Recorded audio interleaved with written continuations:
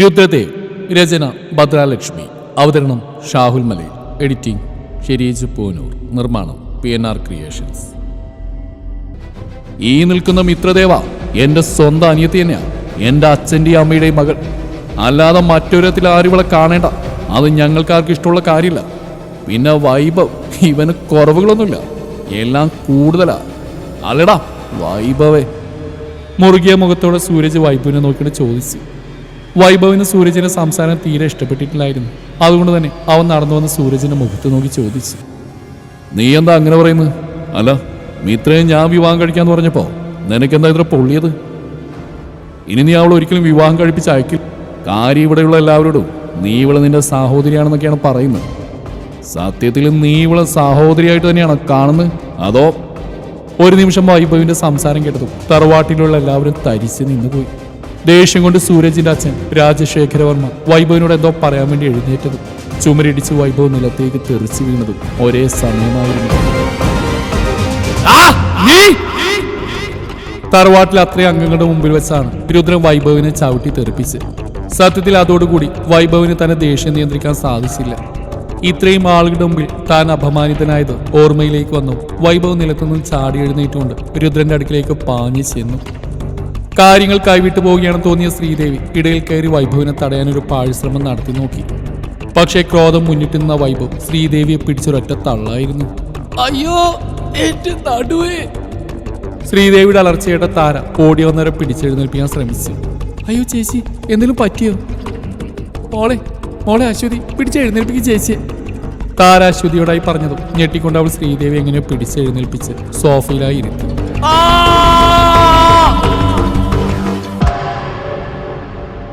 പെട്ടെന്ന് ആരുടെ അലർച്ച കേട്ട താരയും ശ്രീദേവി അശ്വതിയും മുമ്പിലേക്ക് നോക്കിയതും അവിടുത്തെ കാഴ്ചയിൽ അവർ തരിച്ചു നിന്നുപോയി. ശ്രീദേവിക്കൊന്ന് അലറാൻ കൂടി കഴിയാതെ അവരുടെ നാവ് കുഴഞ്ഞുപോയി. അത്രയും ഭീകരമായ കാഴ്ചയായിരുന്നു അത്. തൻ്റെ സ്വന്തം മകൻ വൈഭവിന്റെ കൈകൾ രണ്ടും പിരിച്ചൊടിച്ച് കളയുകയാണ് രുദ്രൻ. അവന്റെ അപ്പോഴത്തെ മുഖഭാവം കണ്ടതും ആർക്കും അവന്റെ അടുത്തേക്ക് പോകാൻ പോലും ഭയം തോന്നി. സ്വഭാവത്തിലേക്ക് വന്ന പോലെ ശ്രീദേവി അലറിക്കരഞ്ഞുകൊണ്ട് പറഞ്ഞു, അയ്യോ എന്റെ മോനെ വിടറ അച്ഛ, ഒന്ന് പറയവരോട് വിടാൻ. അയ്യോ എന്താ നിങ്ങളെല്ലാവരും നോക്കി നിൽക്കുന്നത്? എന്റെ കുഞ്ഞ്. ശ്രീദേവിയുടെ നിലവിളിയാണ് എല്ലാവരെയും സ്വഭാവത്തിലേക്ക് കൊണ്ടുവന്നത്. മുത്തശ്ശൻ തമ്പുരാൻ മുന്നോട്ടേക്ക് തന്റെ വടിയും കുത്തിപ്പിടിച്ച് വന്നുകൊണ്ട് രുദ്രനോടായി പറഞ്ഞു, രുദ്ര അവനെ വിടാനല്ലേ പറഞ്ഞ്? മുത്തശ്ശന്റെ ആജ്ഞാപനം കേട്ടതും രുദ്രൻ അദ്ദേഹത്തെ നോക്കിക്കൊണ്ട് വൈഭവനെ പിടിച്ചൊരൊറ്റ തള്ളായിരുന്നു. അവൻ മുഖമടിച്ചുകൊണ്ട് നിലത്തേക്ക് വീണുപോയി. കൈ രണ്ടും അപ്പോഴും ഒടിഞ്ഞു തൂങ്ങിയ അവസ്ഥയിലായിരുന്നു. ദേഷ്യത്തോടെ പിന്തിരിഞ്ഞു നോക്കിയ രുദ്രൻ കാണുന്നു കണ്ണു നിറച്ച് ഒരു മരവിച്ച അവസ്ഥയിൽ നിൽക്കുന്ന മിത്രയെയാണ്. രുദ്രൻ ഓടി മിത്രയുടെ അടുക്കലേക്ക് നടന്നു നിന്ന് അവിടെ കയ്യിൽ പിടിച്ച് വലിച്ചതും സത്യത്തിൽ അപ്പോഴാണ് അവൾക്ക് സ്വബോധം വന്നത്. അവളെ പിടിച്ച് നിലത്തേക്ക് ഇരുത്തി അവന് മുട്ടുതിരിഞ്ഞുകൊണ്ട് വൈഭവിന്റെ മുടിയിൽ പിടിച്ച് വലിച്ചതും വൈഭവിൽ നിന്നും വേദന കൊണ്ട് ചെറിയൊരു ശബ്ദം മാത്രമേ പുറത്തേക്ക് വന്നുള്ളൂ. കാതു തുറന്ന് കേട്ടോ വൈഭവ്, നിന്റെ ഈ പുഴുത്ത നാവ് കൊണ്ട് മേലിൽ ഇവളെയോ സൂരജിനെ കുറിച്ച് മോശമായിട്ടെന്തെങ്കിലും പറഞ്ഞ തൃക്കോട്ട് കോവിലത്ത് പിന്നെ നിന്നെ ഇനി ആരും കാണില്ല. നിന്റെ ആഢ്യന്തരമായിരിക്കും എല്ലാവരും കൂടി പിന്നെ കൊണ്ടാടുക. മേലിൽ ഇപ്പൊ പറഞ്ഞ പോലെ എങ്ങാനും ഇനി നിന്റെ നാവിൽ നിന്നും വീണ ഇപ്പൊ നിന്റെ കൈകൾ മാത്രമേ ഒടിഞ്ഞിട്ടുള്ളൂ. പക്ഷേ ഇനി നിന്നെ ഞാൻ ഉറക്കി കിടത്തും എന്നേക്കുമായി. അത് എപ്പോഴും നിന്റെ ഓർമ്മയിൽ വേണം കേട്ടോ നാന്റെ മോനെ. വൈഭവിന്റെ മുഖത്തിലൂടെ തന്റെ മുഖടുപ്പിച്ചുകൊണ്ട് പല്ലുകൾ ഞെരിച്ച് രുദ്രൻ അവനോടായി പറഞ്ഞു. ഈ സമയം നിലത്തിരിക്കുന്ന മിത്രയെ പിടിച്ച് സൂരജ് എഴുന്നേൽപ്പിച്ച് അവൻ്റെ അടുക്കിലേക്ക് ചേർത്ത് നിർത്തി. അതേസമയം ഒന്നുകൂടെ താഴേക്ക് കുനിഞ്ഞിരുന്നു വൈഭവിന്റെ ചെവിയിൽ ഒരു സ്വകാര്യം പോലെ പറഞ്ഞു രുദ്രൻ, മിത്ര, അവളുടെ മേലെങ്ങാനും നിന്റെ ഈ ദുഷിച്ച കണ്ണ് ഒരിക്കൽ കൂടി പതിയാൻ പാടില്ല. അങ്ങനെ വല്ലതും സംഭവിച്ചാ അത് നീ കാലനെ സ്വയം ക്ഷണിക്കുന്നതിന് തുല്യമായിരിക്കും. സത്യത്തിൽ രുദ്രൻ പറഞ്ഞതിന്റെ അർത്ഥം വൈഭവിന് മനസ്സിലായിട്ടില്ലായിരുന്നു. ബോധം മറിഞ്ഞ് വീഴുമ്പോഴും വൈഭവ് കാണുന്നുണ്ടായിരുന്നു രുദ്രന്റെ തീക്ഷ്ണതയേറുന്ന കണ്ണുകളെ. പിന്നീട് എന്തുകൊണ്ടോ അവിടെ പിന്നെ നിൽക്കാൻ രുദ്രന് തോന്നിയില്ല. അവൻ അതിവേഗത്തിൽ തന്നെ പുറത്തേക്ക് ഇറങ്ങിപ്പോയി. ഈ സമയം ശ്രീദേവി എങ്ങനെയോ നടന്ന് ബോധമില്ലാതെ കിടക്കുന്ന വൈഭവിന്റെ അടുക്കിലേക്ക് ചെന്ന് പൊട്ടിക്കരഞ്ഞു. അയ്യോ അച്ഛൻ കണ്ടില്ലേ എന്റെ തങ്കക്കുടമ്പോഴുള്ള മോനെ എന്താ ദ്രോഹി ചെയ്തെന്ന്? അവനിനി ഒരു നിമിഷം പോലും ഈ തറവാട്ടി നിർത്താൻ പാടില്ല. പടിയടിച്ച് പിണ്ടവയ്ക്കാ വേണ്ടത്. അതിന് മാത്രം ഞങ്ങൾ എന്ത് തെറ്റാ ചെയ്ത്? തന്തയും തള്ളി ആരെന്നറിയത്തൊരുത്തി എന്റെ മോനുവേണ്ടി വിവാഹം ആലോചിച്ചാണോ ഞാൻ ചെയ്ത തെറ്റ്? ശ്രീദേവി തന്നെ നടുവിന്റെ വേദന പോലും മറന്നുകൊണ്ട് അലറിക്കൊണ്ട് തന്റെ അച്ഛനായ തമ്പുരാനോട് ചോദിച്ചു. ഒരു നിമിഷം ശ്രീദേവി അടക്കം എല്ലാവരും തരിച്ചിന്ന് മുമ്പിലേക്ക് നോക്കിയതും കണ്ടു. ദേഷ്യം കൊണ്ട് വിറച്ചു നിൽക്കുന്ന രാജശേഖരവർമ്മയെ. വിശ്വാസം വരാതെ ശ്രീദേവി രാജശേഖരവർമ്മയെ തന്നെ നോക്കി നിന്നു. ഏട്ടനെ അടിച്ചുവല്ലേ? അത് എവിടുന്നോ വലിഞ്ഞു കയറി വന്ന തത്തയും തള്ളി ആരാണെന്ന് അറിയാത്തൊരു പെണ്ണിന് വേണ്ടി. മിണ്ടിപ്പോയത് ശ്രീദേവി, നീ ഇനി എന്റെ മകളെ കുറിച്ച് എന്തെങ്കിലും പറഞ്ഞാ ഇനി എന്റെ കയ്യിൽ നിന്ന് വാങ്ങിക്കൂട്ടു നീ. ശേഖരൻ വിറച്ചുകൊണ്ട് ശ്രീദേവിയോട് പറഞ്ഞു. ഓഹോ, എന്നാ എനിക്കൊന്നും കാണല്ലോ. സത്യത്തിൽ ഈ ഒരുമ്പെട്ട പെണ്ണി തറവാടിൽ വന്നതിന് ശേഷം എന്റെ മോന്റെ കഷ്ടകാലം തുടങ്ങിയത്. എപ്പോ നോക്കിയാലും ഓരോ അഭ്യർത്ഥിച്ചെന്ന് ചാടും. എന്ത് കണ്ടവിശേനി കൊണ്ടാണോ ഇവിടെ ഈ വീട്ടിലേക്ക് കയറി വന്ന്? ശ്രീദേവി വെറുപ്പോടെ മിത്രയെ നോക്കിക്കൊണ്ട് എല്ലാവരോടായി പറഞ്ഞു. ദേ അപ്പച്ചി, നിങ്ങൾ എന്റെ അച്ഛന്റെ സഹോദരി ആയതുകൊണ്ടാ ഞാൻ ഇത്രയും നേരം മിണ്ടാന്ന്. ഒന്ന് പോച്ചെടുക്ക, നിനക്ക് നിന്റെ അച്ഛനുള്ള അവകാശം തന്നെയാ എനിക്കിവിടെ ഉള്ളത്. ആ മറക്കണ്ട. കുറെ എല്ലാം സഹിച്ചു നിൽക്കുന്നു. നിനക്കിപ്പോ തൃപ്തിയാലോടി? മിത്രയെ നോക്കിക്കൊണ്ട് ശ്രീദേവി ചോദിച്ചു. ഞങ്ങൾ സഹോദരങ്ങളെല്ലാം തെറ്റിച്ചപ്പോ നിനക്ക് സമാധാനമല്ലോ. അതെങ്ങനെയാ? കുര ഏതാണെന്നറിയോ? ജാതി ഏതാണെന്നറിയോ? അച്ഛനും അമ്മയും ഏതാണെന്നറിയോ? ഒന്നുമില്ല. എവിടെ കിടന്ന് പിഴച്ചുണ്ടായ സന്തതി ഇവിടെ പിടിച്ചു വലിച്ചു കൊണ്ടുവന്നതോ ഇവനെ ആദ്യം അടിക്കേണ്ടത്. സത്യത്തിൽ ശ്രീദേവിക്ക് എന്താണ് പറയുന്നത് പോലും അറിയുന്നില്ലായിരുന്നു. ക്രോധം അവരെ അന്തയാക്കി കളഞ്ഞു. എല്ലാം കേട്ട് നിൽക്കുന്ന മിത്രക്ക് ഭൂമി പിളർന്ന് താഴേക്ക് പോയാൽ മതിയെന്ന് തോന്നിപ്പോയി. പെട്ടെന്ന് ഒരു വലിയ ശബ്ദത്തോടെ മുന്നിൽ കാണുന്ന മേശ തട്ടിമറിഞ്ഞാണ് എല്ലാവരും കാണുന്നത്. മുന്നിലേക്ക് നോക്കിയപ്പോൾ കണ്ടു ദേഷ്യത്തോടെ മുറുകിയ മുഖത്തോടെ നിൽക്കുന്ന സൂരജിനെ. ഒന്ന് നിർത്തുന്നുണ്ടോ നിങ്ങൾ? കുറെ നേരമായാലോ പറയുന്നു അനാഥ അനാഥ അനാഥ എന്ന്. എന്നാ കാതുറന്ന് കേട്ടോ എല്ലാവരും. ഇവൾ അനാഥയല്ല, രാജകുമാരിയാ. രാജകുമാരി കൃഷ്ണപുരം കൊട്ടാരത്തിലെ മഹാദേവ വർമ്മയുടെയും ലക്ഷ്മിബായ് തമ്പുരാട്ടിയുടെയും മേഘ മകൾ മിത്രദേവ് വർമ്മ. ഒരു ഇടിമുഴക്കം പോലെ അവന്റെ വാക്കുകൾ അവിടെയുള്ള എല്ലാവരുടെയും കാതുകളിലേക്ക് തുളച്ച് കയറി. ഒരു നിമിഷം ലളിതകുമാരി ശേഖരവർമ്മയെ ശ്വാസമെടുക്കാൻ പോലും മറന്നുകൊണ്ട് മിത്രയെ തന്നെ നോക്കി നിന്നുപോയി. മിത്രയുടെ അവസ്ഥയും മറിച്ചില്ലായിരുന്നു. ഏട്ടൻ തന്റെ അസ്തിത്വം തിരിച്ചറിഞ്ഞിരിക്കുന്നു. പിന്നെ മനസ്സിലായി രുദ്രേട്ടൻ വഴി ഏട്ടനെല്ലാം അറിഞ്ഞിട്ടുണ്ടാവുമെന്ന്. എന്നാലും ചെറിയൊരു കുറ്റബോധം മിത്രയിൽ ഉടലെടുത്തു. താനായിട്ടൊന്നും പറഞ്ഞില്ലല്ലോ എൻ്റെ ദേവി. ഏട്ടന് വിഷമായി കാണും. പല ചിന്തകളിൽപ്പെട്ട് മിത്രയുടെ മനസ്സുഴറി. ലളിതകുമാരിക്ക് തന്റെ ശരീരം തളരുന്ന പോലെ തോന്നി. തൊട്ടടുത്ത് നിൽക്കുന്ന രാജശേഖരവർമ്മയുടെ തോളിലായി കൈകൾ ചേർത്ത് നിന്നവർ. ഇല്ലെങ്കിൽ ചിലപ്പോൾ അവർ വീണുപോകാൻ വരെ സാധ്യതയുണ്ട്. ആദ്യമായി മിത്രയെ കാണുന്ന പോലെ ലളിതകുമാരി മിത്രയുടെ അടുക്കിലേക്ക് നടന്നു. അവരുടെ ഒപ്പം തന്നെ കണ്ണുകൾ നിറച്ചുകൊണ്ട് ശേഖരനും. സന്തോഷമോ സങ്കടമോ അവരുടെ ശബ്ദം പുറത്തേക്ക് വരുന്നില്ലായിരുന്നു. പെട്ടെന്ന് ലളിതകുമാരിയെ തൻ്റെ അടുത്ത് കണ്ടപ്പോൾ മിത്രയൊന്ന് ഞെട്ടി. അതെ, കരഞ്ഞുകൊണ്ട് മിത്ര പേടിയോടെ തലയിളക്കി. അതേന്ന് മിത്ര പറഞ്ഞതും ലളിതകുമാരിയുടെ കണ്ണുകൾ വിടർന്നു. ഒരേ സമയം അവർ സന്തോഷിക്കുകയും കരയുകയുമായിരുന്നു. ഇതെല്ലാം കണ്ടിരുന്ന തറവാട്ടിലുള്ളവർക്ക് കാര്യമെന്താണെന്ന് മനസ്സിലായില്ല. നീ മഹിയേട്ടന്റെ മോളാണോ? മിത്രയുടെ മുഖത്ത് കൈകൾ ചേർത്ത് വെച്ച് ലളിതകുമാരി പൊട്ടിക്കരഞ്ഞുകൊണ്ട് ചോദിച്ചു. സത്യത്തിൽ തറവാട്ടിലുള്ളവരെല്ലാം പകച്ചു നിൽക്കുകയായിരുന്നു. എന്താണ് ഇരുവരും പറയുന്നതെന്ന് ആർക്കും മനസ്സിലായില്ല. മോനെ ശേഖര, ഇവിടെ എന്താ നടക്കുന്നതെന്ന് നീ ഒന്ന് പറഞ്ഞു തരുമോ? ലളിത മോൾക്ക് അറിയോ മിത്രയുടെ കുടുംബത്തെ? മുത്തശ്ശൻ തമ്പുരാൻ രാജശേഖരനോട് ചോദിച്ചു. അറിയാമോ സാർ. എങ്ങനെയാണ് മോനെ?